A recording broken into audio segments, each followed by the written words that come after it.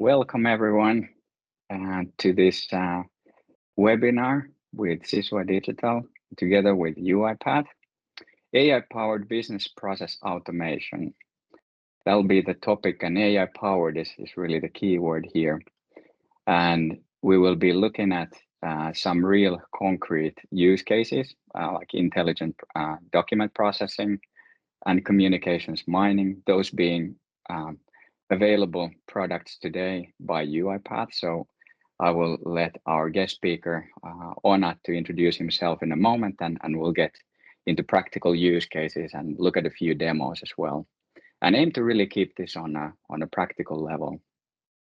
And then, of course, the wave of generative AI, Gen AI, that being the hot topic now. So really, we want to address that here in the beginning. I'll give a few opening words from our, let's say, first customer project experiences, like what is it to implement Gen AI apps and what to take into consideration. So to start here, my name is Jarno Toivonen, co-founder and product development at Sisua.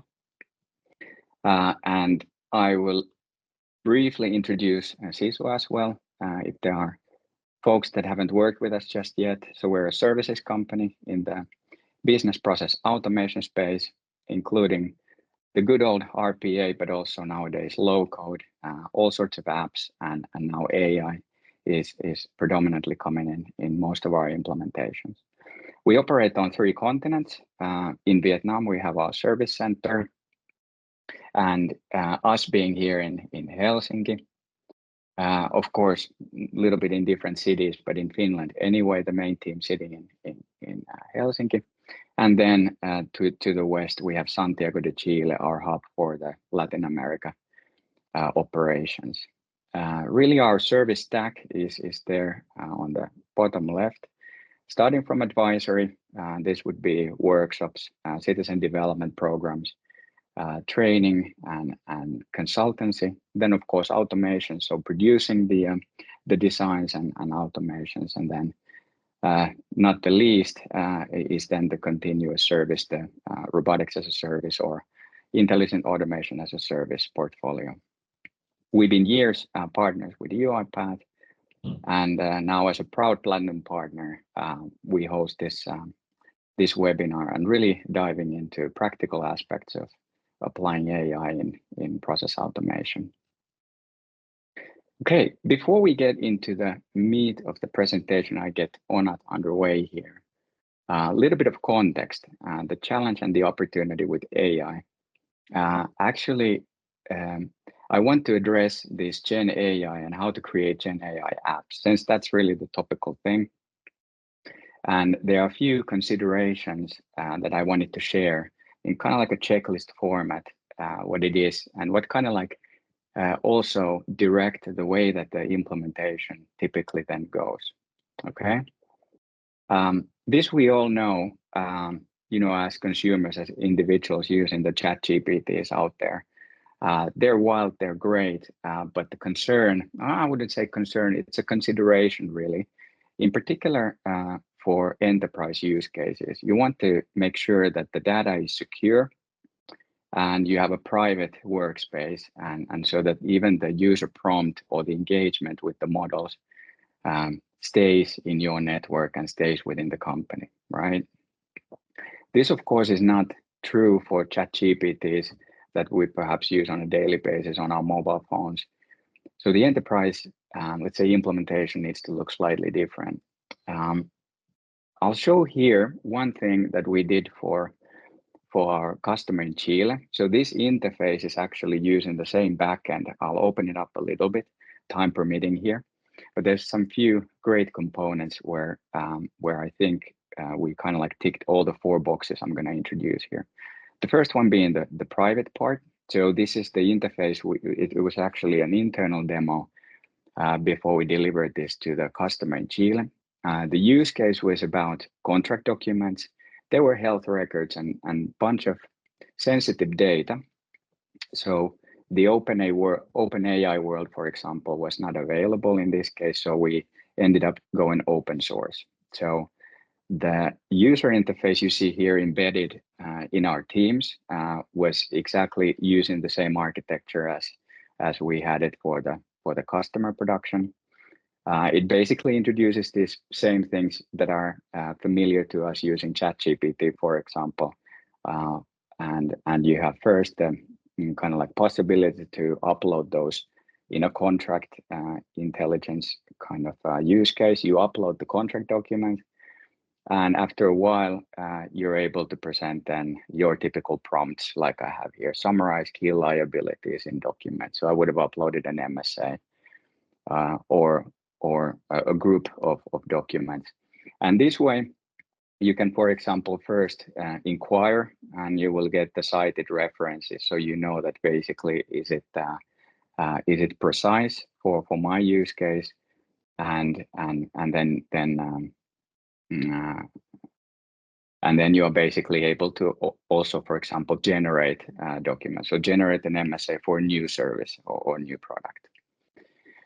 So this is a typical for Gen AI interface to have a chat in there.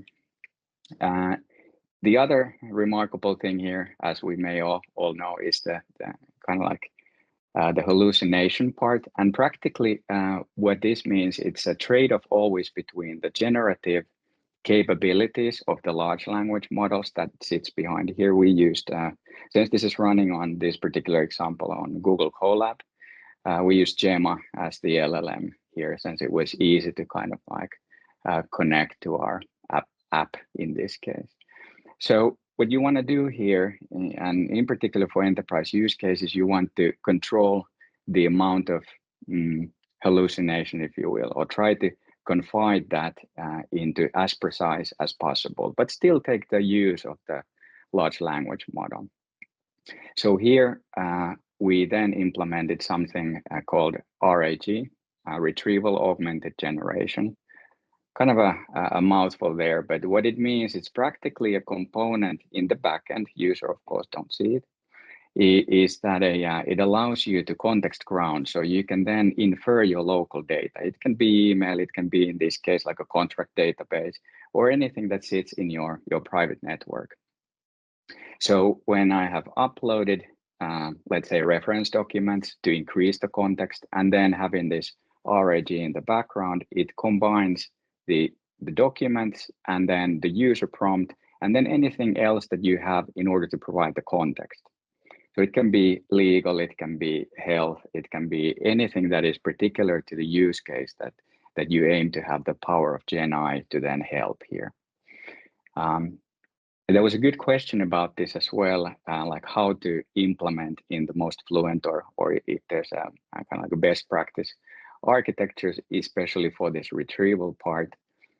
In all honesty, it's kind of like a research area still, and Sisua is really in the area of application. So what I would recommend perhaps is to take a look at the LangChain tools, how to build your own RAG, at least to demo and test it out. We used here in the backend, we used PyTorch to connect embeddings of or like these vectors of useful sentences and words from the uploaded document and the user prompt, and then to infer the local data. So the PyTorch was used to combine these sources. And then what the RAG really does in the end, it basically generates multiple AI prompts before that it gets really tokenized and then passed to the LLM. So my prompt here, summarize key liabilities, is actually kind of like enriched by this RAG component.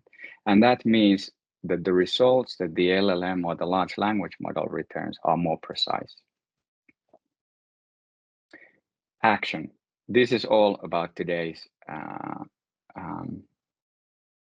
webinar here. So what you actually saw here, or just a simple screenshot, but it's a working Gen AI app, and the premise is a chat. So this was for the customer's use case in this particular, but really, if you think about it, when the LLM used together with the RAG implementation here, and it's a private workspace, it's private, it's precise, and then ultimately you could, within certain thresholds, you could then plug automation, the usual UiPath automation stack as we do kind of like business as usual. You could connect to the end of the results.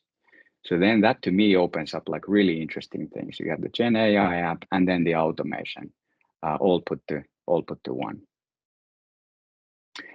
Finally, what you want to be considerate about is the cost. So now this example was using open source and local data. Now we noticed here that even during, let's say, a demo phase, or let's say prior to production, you can see all the architectural components here. The platform, we used the Google Colab, the GPUs, NVIDIA's, they were part of the kind of like easy to switch on from the Colab. The LLM was the Gemma, as I mentioned. Then the RAG was actually, regarding the performance, is the most critical part in these local data things. How you do it, how well you do it in order to serve your use case is really more important than what the LLM really is. This was our finding. And then, of course, the UX. If there is a UX, if it's a chat, there will be a UX. So all of these components actually, they are a consumption-based pricing model. So you want to be aware when you release your Gen AI app with all the architecture backend into the wild, that how does the cost rake up? And we will address this also towards the end when it comes to the UiPath platform. And then ultimately, I think an interesting thing that we also learned is that most of the components here are actually like 80–90% reusable. It's the local data inference that basically creates the variance. Then is it for legal use? You know, is it for processing healthcare documents, or what is it? So actually, most of the things that you do once are actually kind of like serviceable to multiple use cases, and that, of course, in my mind, is the killer here. All of the components are readily available, and actually they're bringing on new stuff online all the time. But even with the ones already commercially available and in open source, indeed, you can get them today. Would like to talk about this for a longer period than this, but we have a whole set here coming. So if I give now floor to Onat, and then we can really look into the UiPath platform, how it relates to this one. Okay. Many thanks. Yeah, no, this is a very kind of interesting that you just talked about. Before I just jump in, let me share my screen as well. So hi everyone. Hello everyone. Actually from a very sunny Stockholm. I'm Onat. I'm based in Stockholm. I'm working at UiPath. I've been working at UiPath for 4 years right now, and my role is I'm an AI specialist. I'm looking actually at the AI part of the platform. I mean, I'm helping customers and partners, and also like my colleagues internally at UiPath to talk about AI. And this has been my passion for many years.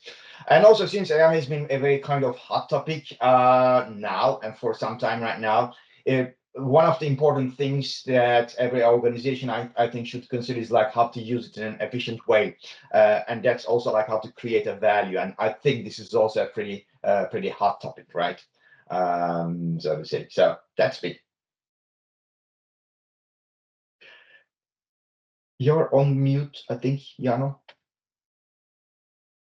Yes, sir. Okay, so cool. Let's get started. And really, as we know, UiPath is like the Mercedes of automation platforms. I think everybody knows that. But how is the AI landscape and like the new tool? How is this really now changing the automation from UiPath perspective? Great question, Jano. Thanks. By the way, I mean, for the audience, actually, in case you have any questions, please put them actually in the Q&A section that you see actually on your screens, and we will try to answer them actually as the presentation goes by. So don't hesitate to ask any questions actually from that perspective. I mean, yeah, that's correct. UiPath's roots are coming from the automation, from from RPA, but AI brings really kind of a new dimension to the automation. And normally when I'm doing actually doing all my presentations, I'm just talking about AI being the brain and automation being the hands and feet and even muscle. So from that perspective, actually, as like human ourselves, a brain without the power of performing the tasks based on the decisions it's taking, I think it's pretty worthless. So that's why we see AI and automation combining each other, actually completing each other from a perfect sense, so to say. So this is like our kind of new approach to AI.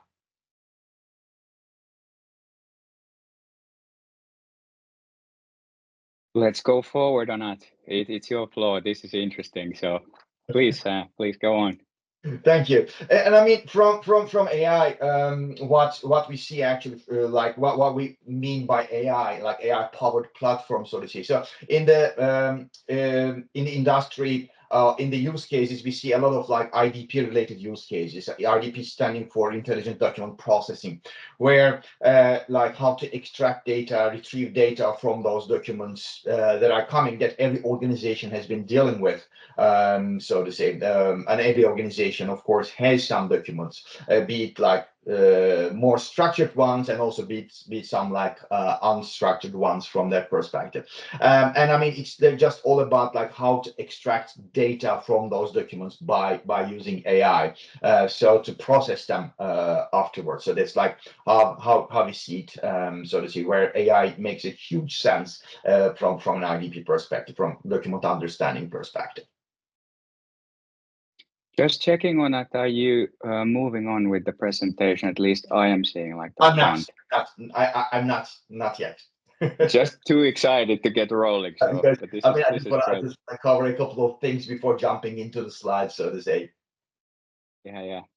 Please, let's And go. also, I mean, I can share a couple of slides to just shed some light on what I have covered, and then with the time I will also share some. I will also make some demos, and I mean, so to make things much more clear, so to say. So this is like what our platform has evolved, how our platform has evolved during the years. So AI has already been part of it since almost day one, with like the computer vision part of it. So once the platform was released 10 plus years back, computer vision was part of it, through which it was possible to scrape some information from the websites. So it was like the main kind of automation cases that we had seen at that time, to extract some data from the web pages, to export it to an Excel sheet, for instance, and then to process it.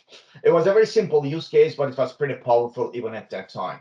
So with the years, over the years, since AI just brought in more capabilities actually and evolve itself, we have also managed to embed AI into more and more products into the platform. So that's why right now we're not talking about an RPA platform anymore. We're talking about AI-powered business automation platform, because now that we have embedded many AI capabilities into the platform is more capable on tackling with more challenges than just through just like what RPA was able to do.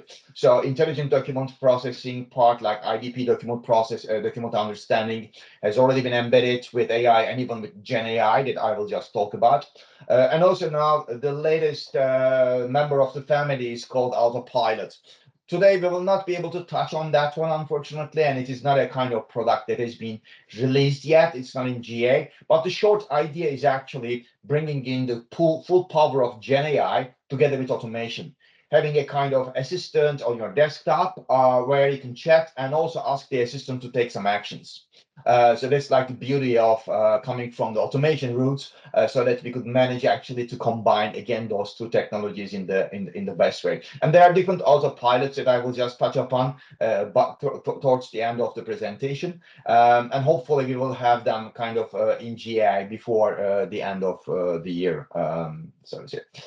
I mean, that image is an interesting one, and that's why I just wanted to keep my presentation with that one. So it's a kind of a graph illustrating the progression of AI capabilities over the years in various fields, compared to kind of human performance over time, right? So it's just like you're talking about like now how the AI is on par with us. What is the level of AI right now? So as you can see, coming from 98, the handwritten recognition, it doesn't happen too much since then, right? It is more or less just come like on par with us, maybe doing some more kind of evolution, but it's not just like a huge jump as we can see there. While in speech recognition, it already achieved human performance around 2017, image recognition 2016, etc., etc. So, but I mean, we see actually a more stable way of letting AI just to reach us in different areas, so to see. But something happened in 2022, and as you know, it's the time where ChatGPT released actually its own solution based on generative AI, and where like the jump actually became a very kind of peculiar one, especially when it comes to code generation, like the content generation, creating pictures and whatsoever, so to say. So the jump has been like a tremendous since then. And that's why now over the 2 years, now many companies have come along actually to not only embed their platforms with AI, but also enable the platforms with Gen AI instead. And this is also what we did.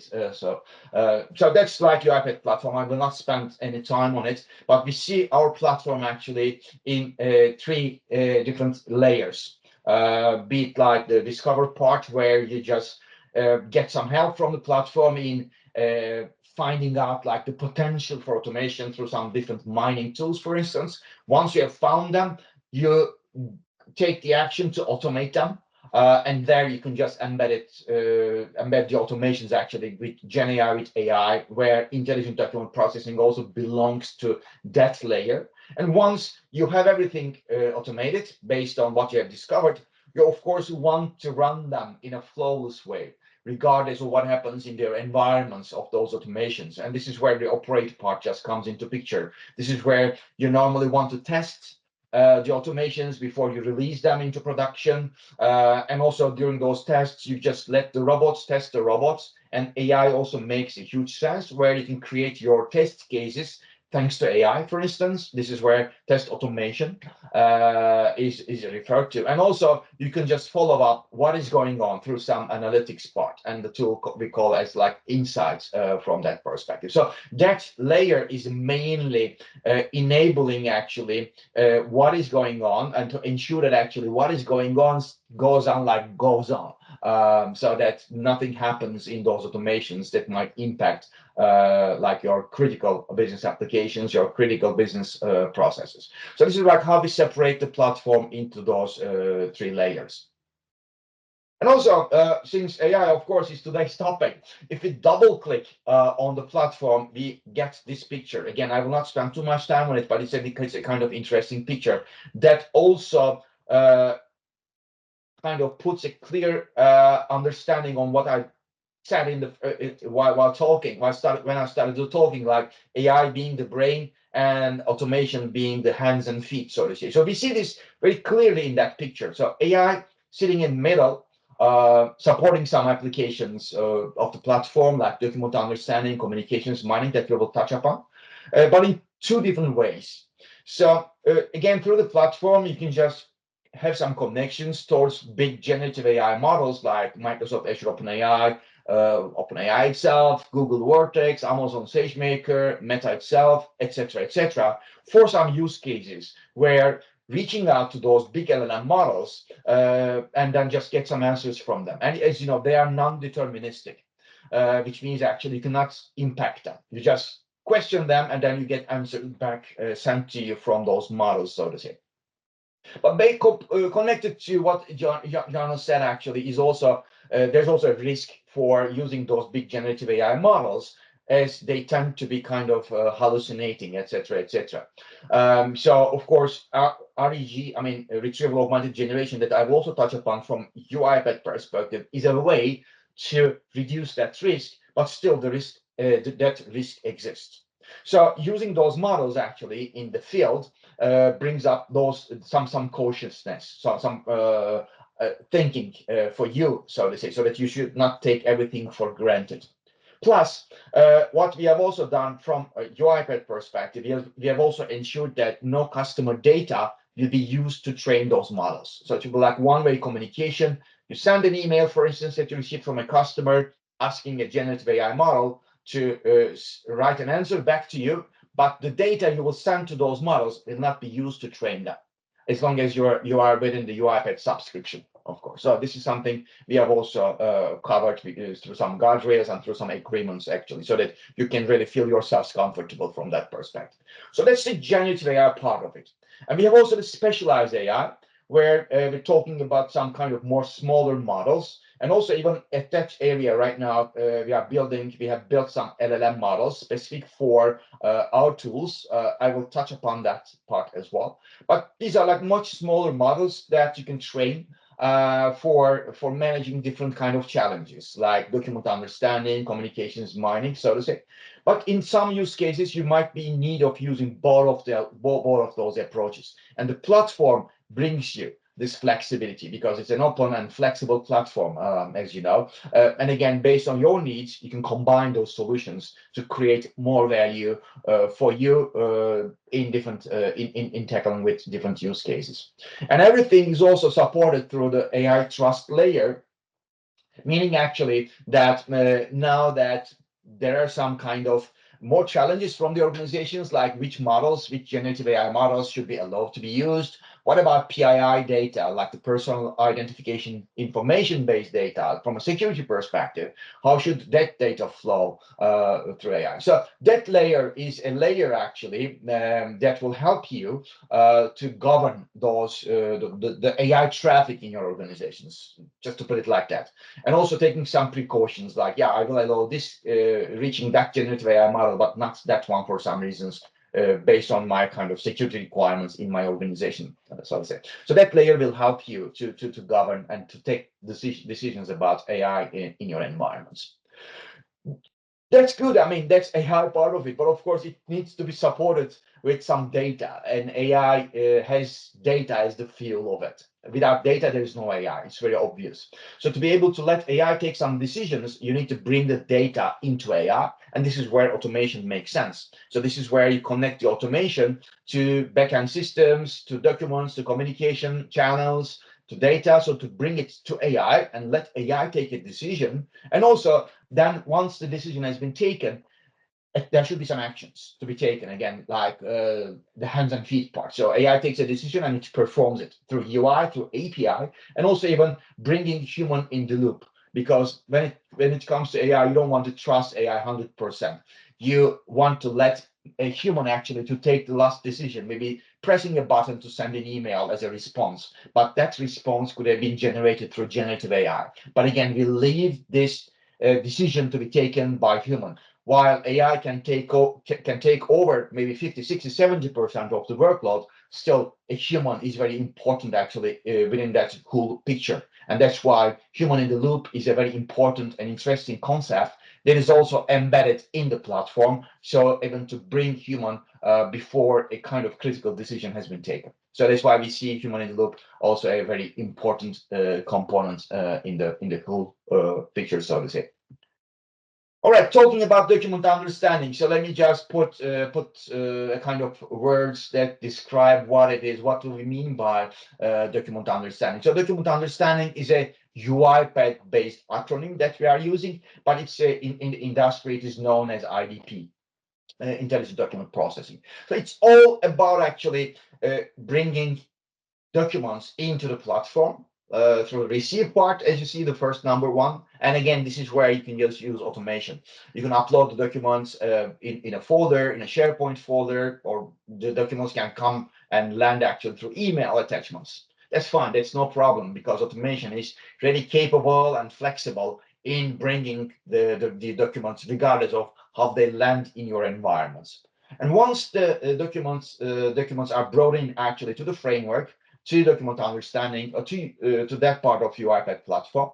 Of course, the intention is to extract data, and there are different approaches to when it comes to extracting data, be it like maybe simple template-based kind of extraction for simple documents, but also for complex documents. Of course, you need to use AI. You need to train some models to understand actually what kind of document it's all about, and then what you want to extract from those documents.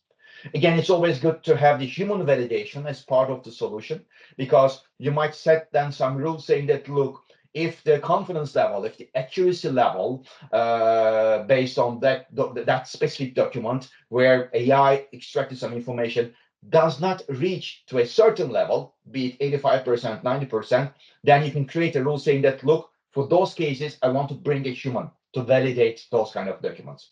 And the human can provide his, her own inputs in that case, and that those inputs can also be used by AI to train itself. So it's a kind of win-win situation, and you create a kind of loop there where AI maybe fails to some extent to extract information correctly, and human comes into picture, provides input, and AI takes it and trains itself so that it doesn't escalate same kind of challenge next time to a human, because then it will understand. Like a small child, right? You train the child, you give some kind of guidance, and the child learns it, and he or she doesn't ask you the same question next time.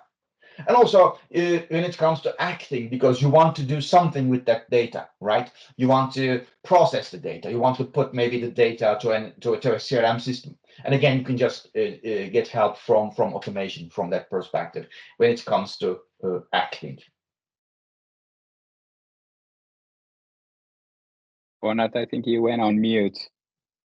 But this is a good segue, because while you're getting yourself back, yes, like this is really the beef of it. Like if you go through a little bit the different types of documents you have here, what type of like really pieces of information typically are useful to extract? And then if towards the end of this section, if you can talk about the language support, because we had there some questions come up already on this one. Of course, I will cover that one as well, Jan. I mean, it's typical Teams. I don't know, it mutes me. Maybe I'm talking too much. It mutes me to kind of have a control over me, so to say. But I mean, yeah, when it comes to documents, these are like the typical documents we see in the market. Of course, the structured ones, the simplest ones, the simple documents like the driving licenses, passports, where you know actually the data will always or more or less be in the same place, so that you can create a template. And then based on that template, you can extract data like the name, the validity of that document, etc., etc. These are like simple documents to take care of actually in a much simple way, but we don't see them too often actually in the field. What we see more often in the field, in the organizations, is mainly the semi-structured documents. There is a structure in those documents, but not fully, because you cannot steer your suppliers actually to send you one kind of invoice, one kind of purchase order, right? Because you have tons of different suppliers which provide you some invoices for purchase orders in their own formats. But in your organizations, you always want to extract same kind of information from those documents. You want to get like the purchase order number, you want to get the invoice number, the address, the sum, the VAT, etc., etc. So there is some structure, but the structure is different from document to document. So for being able to tackle to those kind of challenges, you need to train a model where you can say, look, I want to extract those information regardless of the documents I'm receiving, but I want to do it in a way like it shouldn't matter where this information is located in those documents. And this is where you train a model. You introduce the model with those different kind of invoices. You pinpoint there, you do the labeling actually, and then the model learns. The more information you provide, the better the model will become. And then based on this, the information will be extracted regardless of where it is that information is located. But of course, it's always good to bring a human again in the loop, because sometimes it might be maybe a very new invoice that the model hasn't seen earlier, which it might have some challenges, and this is where a human can help the model to learn to be better, so to say. So this is like no-brainer. It is kind of covered in the best way, regardless of the language, more or less. Now we're covering almost like 200 languages, meaning you can blend in different invoices in different languages in the same model, and then the extraction will be done. And I will show you a live one for you actually in the coming slides. So the most challenging one was about the unstructured documents, where there is no structure at all. like the agreements, like the contracts, which might be like maybe hundreds of pages, but you still want to extract some information from those documents, like the expiration date of the contract, the parties actually that are involved in them, and especially for a big document like hundreds of pages, this might be a challenge. But thanks to generative AI, now it's not a challenge. You just write a prompt, and then based on that prompt, you can extract this information and attach it to a variable that you can process afterwards. Well, generative AI brings from that perspective for us. So this is very shortly how we see actually how the information in the best way can be extracted from those documents by using different technologies. So let me just give you an example of how generative AI can help actually, because I just talked about like the prompts that you can just create, and I just put here a very short clip that shows you how prompting can work in the very kind of friendly way where you can extract information just based on a prompt. You see here, probably maybe you're not so familiar, but this is Studio in Web. This is valid as well for the Studio client, for those who have developed automations through Studio client actually for years. So there's no difference between those two. But this is a simple one. This is a simpler case that made me think like, yeah, it's maybe better to use a kind of Studio Web instead. We have something called generative extractor, and generative extractor helps you actually to do the definitions through prompting, and then it will extract based by referring to those prompts, and then it will attach the outcome to some fields, so to say. Let me show you how it works. So you can use the generative extractor, and the document here actually is a pretty complex one. We will see that. Like that, you define the field name, you put a generative prompt, and then apply it actually in the flow. So once this is applied to a document, then the generative extractor will ask the question, like, what is the name of the customer? It will extract it, and it will attach it to customer name field.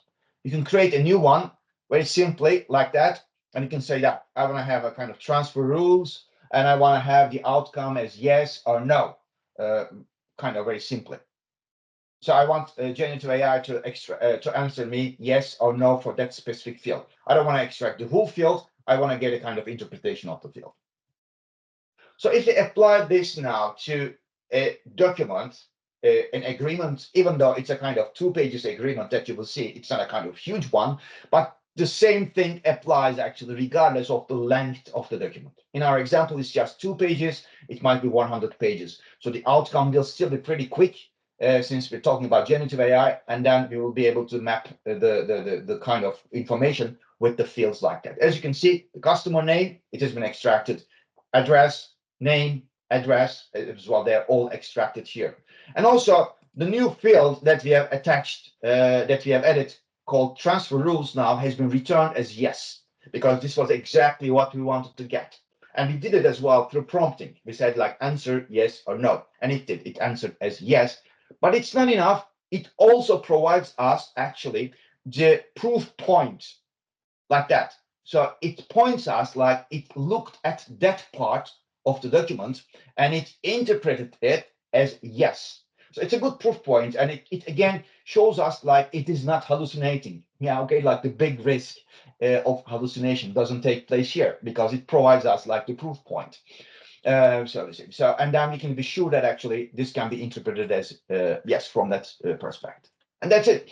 So very simple way of approaching kind of unstructured documents through prompting, through generative extractor, where you can just extract information regardless of the length of the document, and even regardless of the language of the document, so that you can just get everything just provided to you at once on the fly, so to say.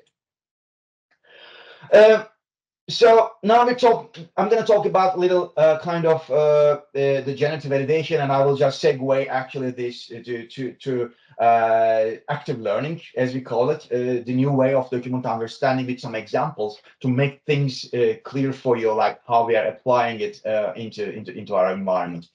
So that's an invoice, very simple invoice from that perspective. So you normally, by using a specialized ML model, you can extract this information.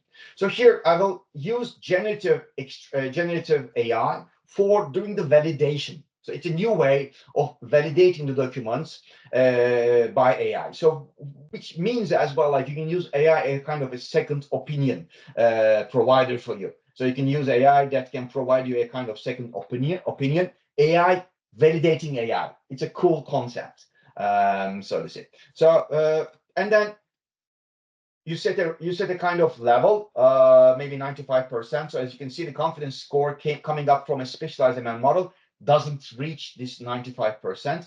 This is where generative validation can kick in, like a second opinion. So the generative AI extracts the same information from that document by looking into it. And then it does the comparison, like the predicted value versus the predicted value that came from specialized ML model. It's a match. And if it's a match, it returns actually a new confidence score, which is higher than the confidence score that came from the specialized ML model, like 97%, which is above the set rule, which was like 95%.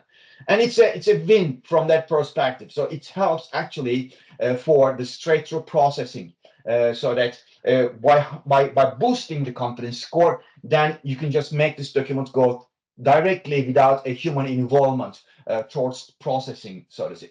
So it's a way of getting help from a generative validation, from a generative AI in a cool way, where you can use it as a kind of second opinion provider for you. So it's also available now in the platform, and I can provide you with some more data if required afterwards. So it's a feature that is already available that can be used. And sometimes it really helps to increase the automation rate up to 200%. Because of this kind of comparison, where it maybe creates a higher confidence score than the one that comes from a specialized AI model. It just goes like, it helps the documents go through this straight-through processing instead, by automating those kind of documents in a much faster and more kind of open way. So that's a cool thing that is already available. This is powerful. This is powerful. Onat, I want us to also cover the communications mining part and what does this do to different types of tickets and emails and all the cool stuff. So we may need to a little bit speed up, and then we get to cover everything. Definitely. Cool. I will come to communications mining as well, of course. So active learning is something I will be talking about very shortly. This is a new way for document understanding, where we use both supervised learning and unsupervised learning to decrease the model training up to 80%. In a very simple way, actually. We are using generative AI for this purpose as well, for letting the documents to be classified on the fly. And I will show this to you. So you don't need to train any model anymore. Everything happens actually on the fly in a much more faster way. You get a guidance as well through active learning, like the success of the classification and how many documents you're processing. You always get some feedback. So that's the beauty of active learning, where you always get some guidance.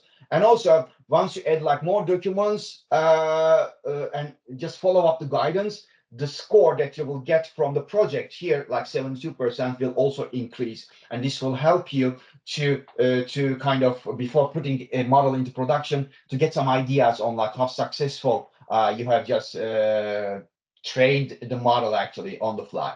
So this is very powerful, and I will show you a kind of live demo on that one to give you some flavors, so to say.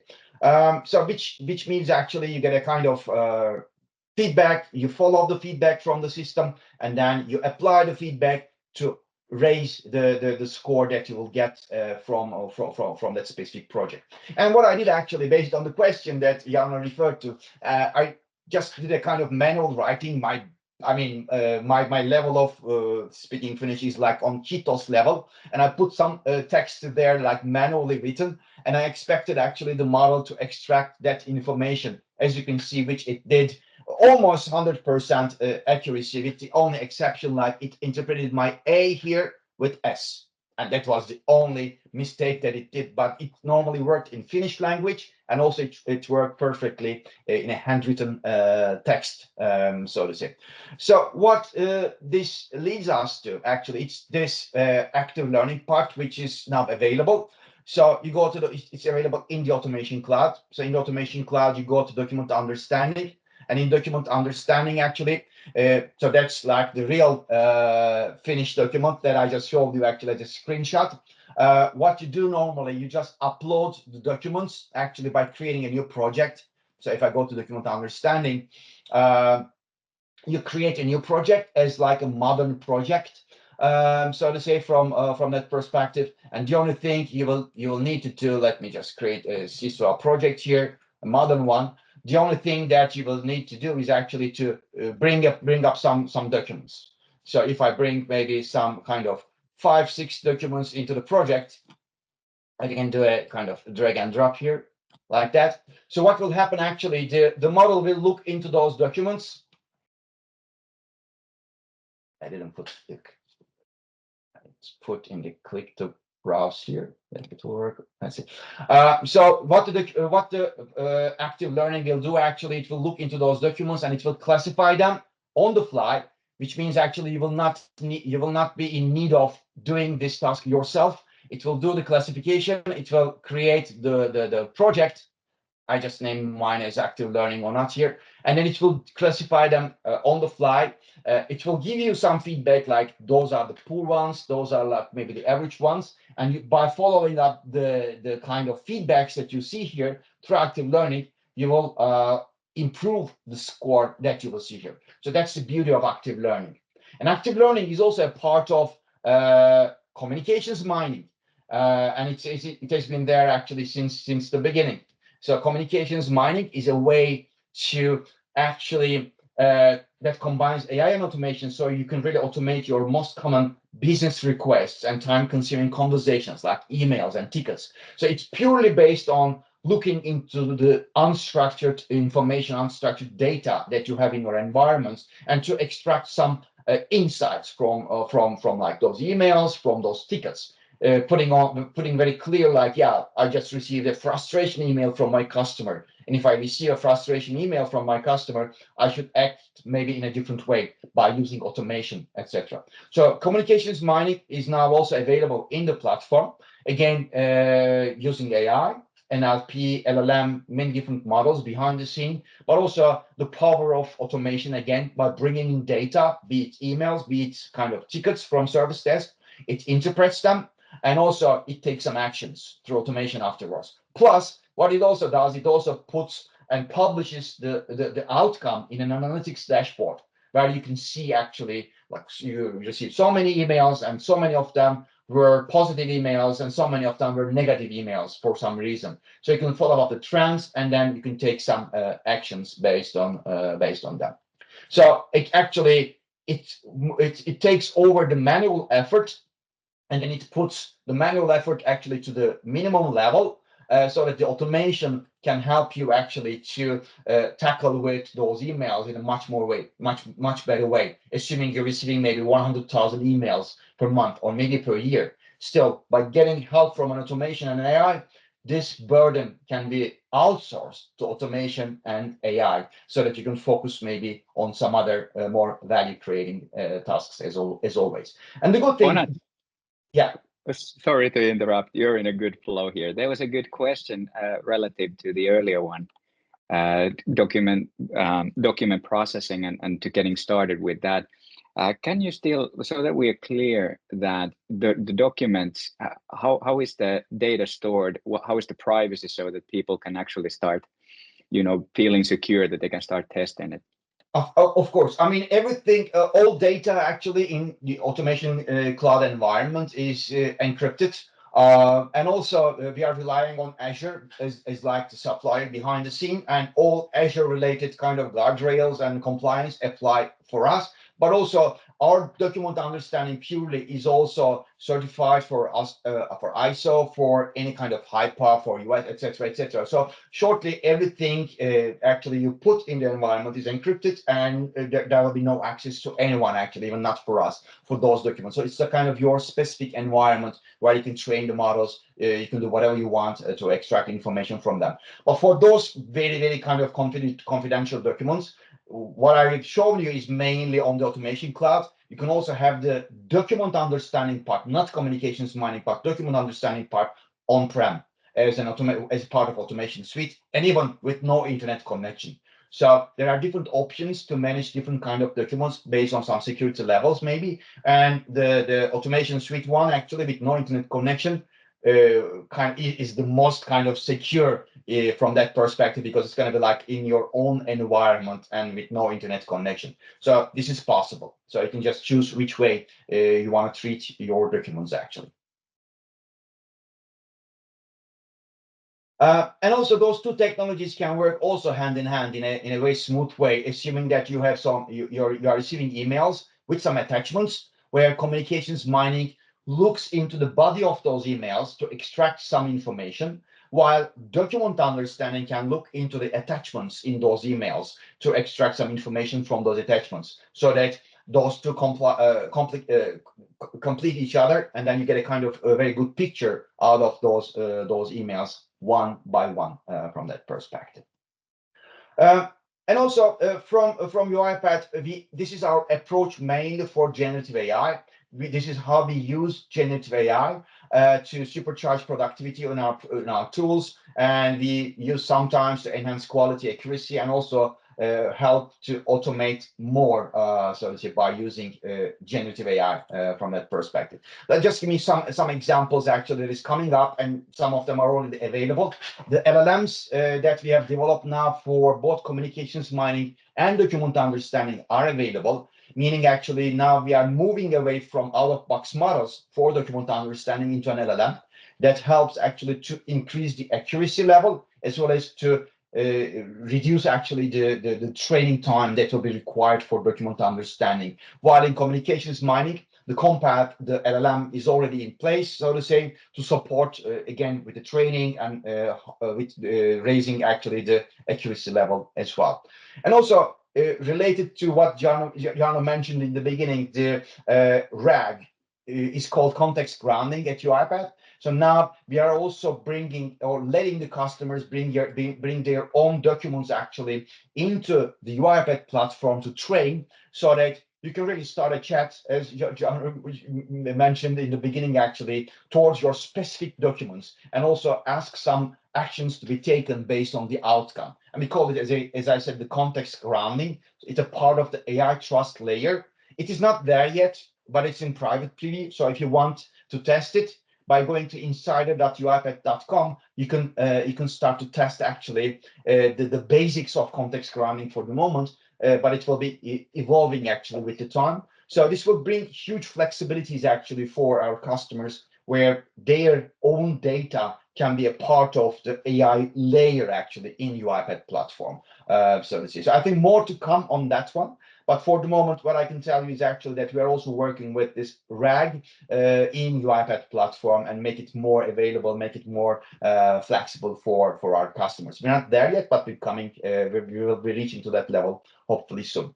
And also, as promised, the autopilots now, there are like 4 of them at least. All of them are in public preview, private preview, where you can test them. That will help you in different ways. One autopilot will help you as a kind of tester to create some test use cases, and one of them will help you with those of you who are developing RPA flows from a development perspective, where you will be able to prompt what you want to develop, and you will get the flow scaffolded for you, and then you will do some adjustments on top of it, etc., etc.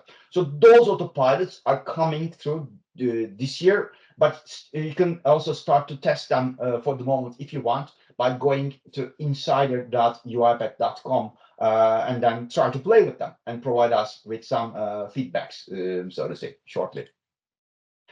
That's a summary of like what is coming, what will come during the year, and maybe in the beginning of next year as well, from different percepts, different concepts that I've talked about. Some of them available, some of them will be available. So it's a kind of summary of them, but everything will be changing actually, at least from a GA perspective. We will see more and more coming GA. Even by the end of summer, we will have more things actually in GA, but this gives you at least some picture. And also my last slide that Jan also just threw the ball to me in the beginning when it comes to the commercials. So like Jan mentioned about like the consumption model, and this is exactly what we are referring to. We have the AI units. So this is the consumption model of the Uipath platform. So when you purchase AI units in different bundles, as you can see, there are like 4 of them. You enable all those AI related products on the fly. So you can split those bundles among those tools, among those solutions, actually, how you like. There might be some use cases for document understanding, for communications mining, for task mining, etc., etc. And every tool consumes those AI units in different ways. So this is also the summary of how AI units are consumed based on what tool you want to use. But we can do some deep dive on that should you require. Please reach out to us, and then we can do a kind of deep dive to explain more on what we mean, like how different tools are consuming those AI units. And with that, actually, this is the way you can just contact us, right, Jana? Right. So, a lot of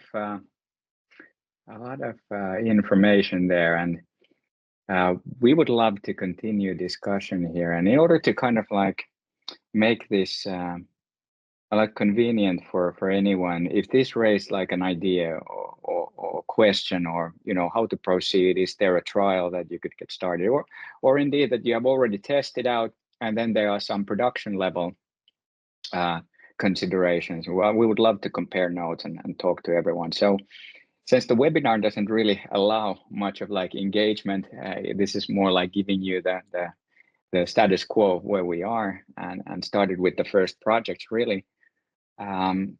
We will deliver the material, and if there's any other questions, the answers to those to all the participants. You see here our Finland contacts. Myself, of course, you can contact me. Then our head of sales here, Tomi Tolonen. So Tomi will most likely be contacting, if there are not in an intrusive way, but kind of like to listen and hear if any other thoughts come up, and then we can look at your particular scenario on one-to-ones. Then, of course, if there's anything towards Uipath, the products here, the availabilities, but then please contact Onat. But I think that what at least I found, listening here, is that they are ready-made like models and products that you can already now from Automation Cloud, like switch on, get testing, and even start using like production automations at the end of it.